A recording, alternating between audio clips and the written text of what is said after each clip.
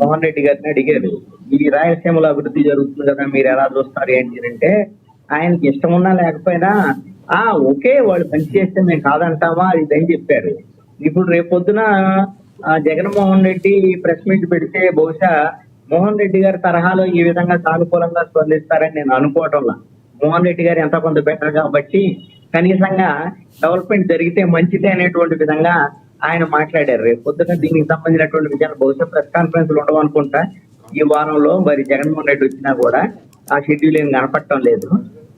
కాబట్టి ఈ డెవలప్మెంట్ వీటికి సంబంధించినటువంటి అంశాల మీద ఆయన ఏం మాట్లాడతాడు ఏంటి అనేది కూడా చూద్దాం. ఈ ప్రతిపక్షం అని అంటే విమర్శ చేయటమే అనేటువంటి విధంగా ఏమైనా వైఎస్ఆర్ కాంగ్రెస్ పార్టీ వెళ్తుందా, లేదు అని అంటే ఈ డెవలప్మెంట్ ఆస్పెక్ట్ ని వాళ్ళు ఆహ్వానిస్తూ మిగతా ఏదన్నా సమస్యలు ఉంటే వాటి మీద విమర్శలు చేస్తారా చూడాలి.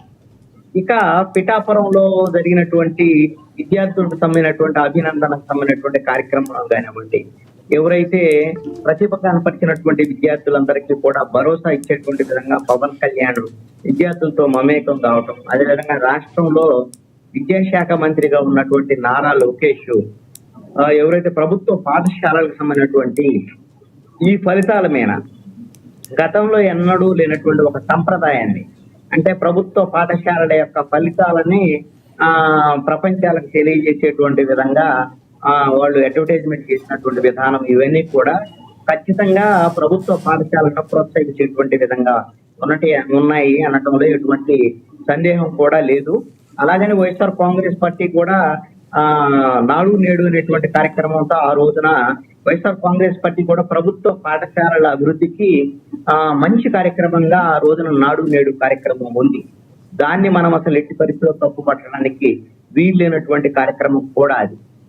దాంట్లో పూర్తి స్థాయిలో అభివృద్ధి జరగకపోయినా అదొక మంచి ప్రారంభంగా మనం భావించాల్సి ఉండదు. ఇప్పుడు కూడా అనేకమైనటువంటి పాఠశాలలకు సంబంధించినటువంటి మౌలిక వసతుల కల్పనకు నాడు నేడు ఉపయోగపడ్డటువంటి పరిస్థితి కూడా ఉంది. జగన్మోహన్ రెడ్డి 5 ఏళ్ల ప్రభుత్వ వైఎస్ఆర్ కాంగ్రెస్ పార్టీ ప్రభుత్వ ఉన్నటువంటి కార్యక్రమాల్లో ముఖ్యమైనటువంటి కార్యక్రమాల్లో మంచి పేరు తీసుకున్నటువంటి కార్యక్రమాల్లో నాడు నేడు కార్యక్రమం కూడా మంచి బడుల్ని ప్రభుత్వ పాఠశాలను తీర్చిదిద్దాడు. దాన్ని కొనసాగించేటువంటి విధంగా ఈ రోజున నారా లోకేష్ విద్యాశాఖ మంత్రిగా ప్రభుత్వ పాఠశాలను మరింత ముందుకు తీసుకెళ్లేటువంటి ప్రయత్నం కూడా చేస్తున్నారు. అయితే పవన్ కళ్యాణ్ ఆ విధంగా ఎవరైతే ఎక్కువ మార్కులు సంపాదించినటువంటి వాళ్ళని అభినందించడం వ్యవహారం ఇవన్నీ కూడా మనం అభినందించాల్సినటువంటి అంశమే పవన్ కళ్యాణ్ యొక్క ప్రోగ్రామ్ అని. అయితే ఇక్కడ ఒక అంశాన్ని నేను సున్నితమైన అంశాన్ని నేను ప్రస్తావించదలుచుకున్నాను. ఇది మీరు విమర్శ కింద తీసుకుంటారా ఇంకొక విధంగా తీసుకుంటారో నాకు తెలియదు. ఎందుకంటే పవన్ కళ్యాణ్ చేసేటువంటి ప్రతి కార్యక్రమం అది చిన్నదైనా పెద్దదైనా దానికి విస్తృతమైన ప్రచారం వస్తుంది. ఎందుకంటే పవన్ కళ్యాణ్ ఆయన ఒక సినిమా యాక్టర్, డిప్యూటీ సీఎం, ఇప్పుడు ఏదైనా ముఖ్యమంత్రి తన నియోజకవర్గంలో కార్యక్రమం చేశారు, అది విస్తృతమైన ప్రచారం వస్తుంది. ఈ విధంగా విద్యార్థుల్ని అభినందించడం, ఎక్కువ మార్కులు వచ్చిన వాళ్ళతో కలిసి ఇది చేయటం, వాళ్ళకి ప్రోత్సాహకాలు అందించడం, ఇవన్నీ ప్రతి ఎమ్మెల్యే చేస్తాడు. అందరు ఎమ్మెల్యేలు చేసేటువంటి పని. అంటే ఇక్కడ కృష్ణాంజనేయులు గారు, ఇక్కడ ఏవైతే 580 పైబడి మార్కులు వచ్చాయో ఎమ్మెల్యే ప్రతి నియోజకవర్గంలో చేస్తే నిజంగా మంచిదే కదా, స్ఫూర్తి పొందుతారు.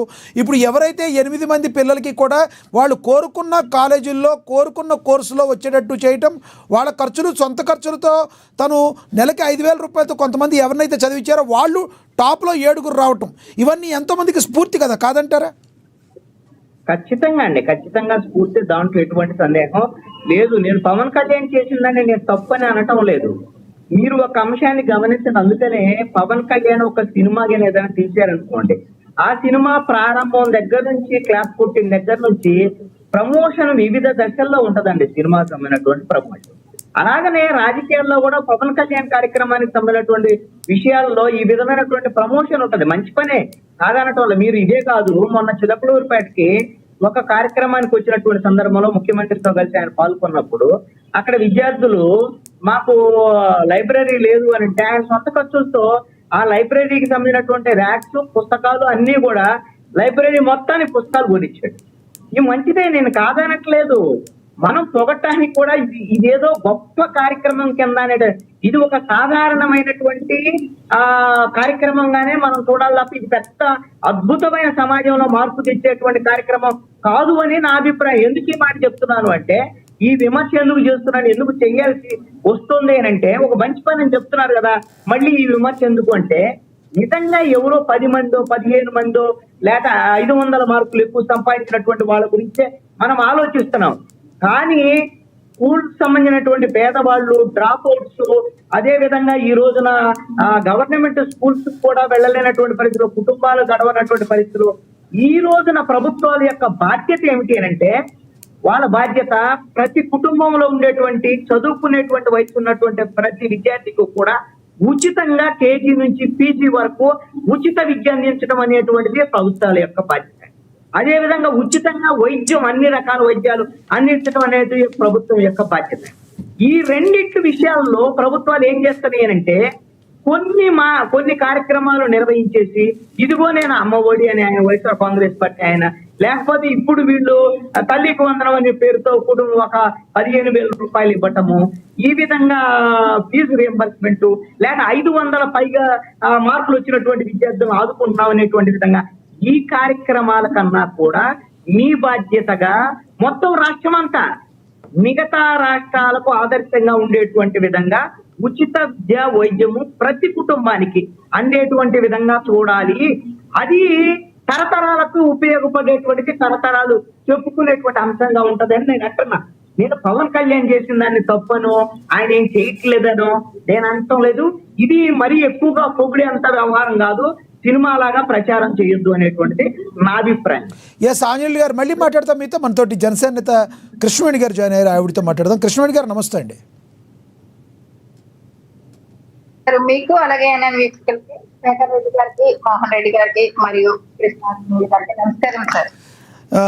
ఏదైతే కృష్ణవేణి గారు, పవన్ కళ్యాణ్ గారు పిఠాపురం నియోజకవర్గ అభివృద్ధి భాగంగా అనుకోవాలా, లేదంటే అక్కడున్న విద్యార్థులకు సంబంధించి ఆయనకి కలిగిన ప్రేమ అనుకోవాలా, కానీ ఏదైనా అక్కడికి విద్యార్థులకు చేస్తున్న పరిస్థితిని మీరు ఎలా చూస్తారు? లేదంటే కృష్ణాంజనేయులు గారు చెప్పినట్టు ఎవరైనా నిత్యకృత్యంగా అది ఎమ్మెల్యే చేసే పని, దాన్ని పెద్దగా మీరు పొగిడించుకోవాల్సిన అవసరం లేదు అనే మాటల్లో వాస్తవం ఉందంటారా? లక్ష్మీనాథ్ గారు పొగిడించుకోవాల్సినటువంటి అవసరం ఏ ఎమ్మెల్యేకి ఉంటదండి, ముఖ్యంగా పవన్ కళ్యాణ్ గారు పెంచుకుంటుంది. ఎందుకంటే ఆయన ఒక స్టార్టప్ ఉన్నటువంటి వ్యక్తి. వాళ్ళు కొత్తగా పబ్లిసిటీ తెచ్చుకోవాలనో లేకపోతే కొత్తగా ఆయన పొగడాలనో ఎప్పుడు కూడా ఆశించేటువంటి వ్యక్తి కూడా కాదు. ఎందుకంటే ఎప్పుడు ఆయన దానం చేస్తే కుడి చేతిలో దానం చేస్తే అంటారు కదండి, ఆ విధంగానే ఆయన దాన ధర్మాలు కూడా ఉంటాయి. కానీ ఇవాళ ఒక ఎమ్మెల్యేగా ఉన్నారు, ఒక ఎమ్మెల్యేగా ఉన్నారు, ఏపీ డిప్యూటీ సీఎం గా ఉన్నారు, అలాగే వివిధ మంత్రిత్వ శాఖలు కూడా నిర్వహిస్తున్నారు. కాబట్టి ఆయన చేస్తున్నటువంటి ప్రతి కార్యక్రమాన్ని కూడా ఒక ఫోకస్ చేస్తుంది మీడియా అనేది. అక్కడ పవన్ కళ్యాణ్ గారు సొంత ఛానల్లో డబ్బా కొట్టించుకోవట్లేదు, సొంత వ్యక్తులతోనే డబ్బా కొట్టించుకోవట్లేదు, సొంతంగా ఆయన ట్వీట్ చేసి స్పందిస్తున్నట్టుగా కూడా పవన్ కళ్యాణ్ గారు సొంతంగా ట్వీట్ చేసి కూడా అసలు రెస్పాండ్ అవ్వట్లేదండి. అది కూడా గారు గమనించారు. ఇంకో విషయం ఏంటంటే, పిఠాపురం కాన్స్టిట్యున్సీ లో ఆయన పోటీ చేసినప్పుడు ఒకే మాట చెప్పారు, నేను మోడల్ కాన్స్టిట్యున్సీగా దీన్ని తీర్చిదిద్దుతానని ఆయన మాట ఇచ్చారు. అదే ప్రామిస్ ని వాళ్ళ నిజం చేస్తూ అక్కడ ఉన్నటువంటి పిల్లలకి, మనందరం కూడా అనాథ పిల్లలు అంటే పిల్లలు తల్లిదండ్రులు లేనటువంటి పిల్లల్ని, కానీ ఆయన దేవుడికి పిల్లలు అంటారు, ఎవరిని కూడా అనాథ అనే మాట అనకూడదని చెప్తారు.